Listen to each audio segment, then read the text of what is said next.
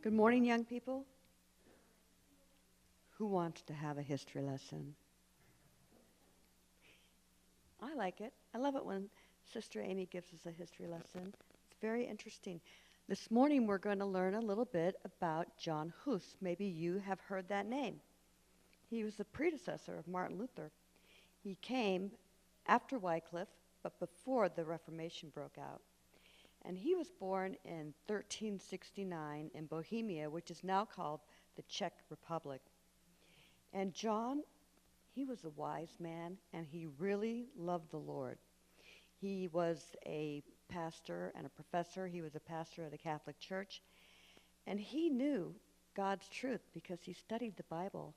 And he wanted people to know about Jesus and the love that he had for them.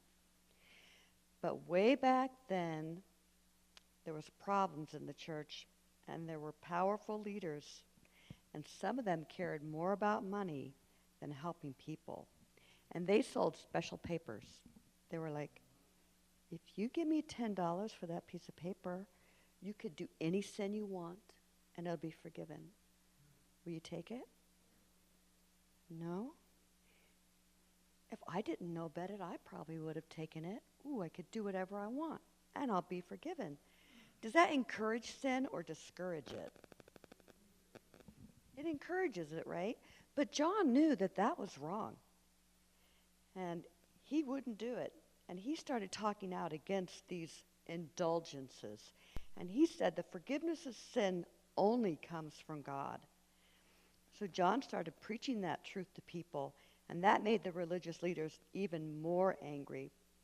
But he wanted the church to change and to become more like the church that Jesus taught about. And many people loved what John said. You can still read John's writings today. They're considered some of the most important writings that we have. But because he spoke out against these things and the church leaders were getting more and more angry, they took him and they put him in jail. And they said, John, you have to get up here in front of everybody and tell everybody that you lied and that what you said was not true. And John said, nope, I can't do that. I must obey God rather than men. And so they arrested him and they put him in a dark prison. Even though he was tired and hungry, he never stopped trusting God. You know, what else could you do in a cold, dark prison? You have to trust in God. He's your only hope. And he believed that the truth of God would win in the end.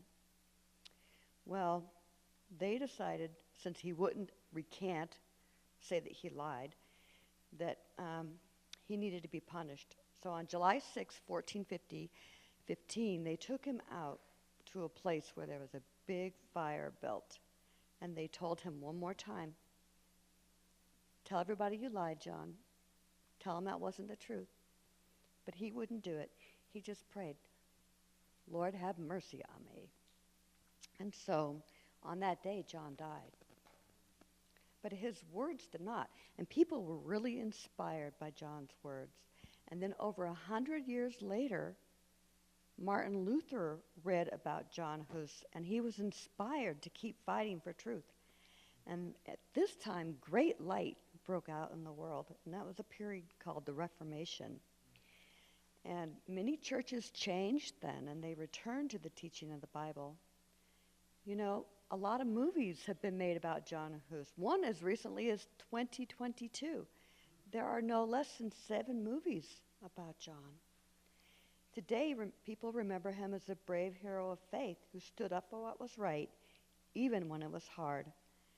And just like he said, God's truth did win in the end. Amen. Thank you, children. You can go back to your seat now.